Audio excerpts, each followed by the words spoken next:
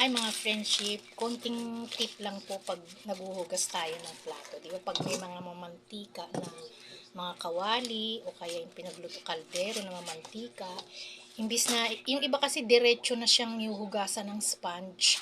Pero ako po, ito may mantika, ang gagawin ko po, magdukot po ako ng dyaryo, tapos gaganyan ko lang po siya. At least nakukuha na yung mga konting, ayan, ang daming mantika, o diba? So, ganyan mo pa. Tapos, ikot-ikot mo lang ganyan. At least, para paghugas mo ng sponge ko, konti na lang po yung mantika. Dahil matatalo yung sabon o kaya yung dishwashing pagka ganyan.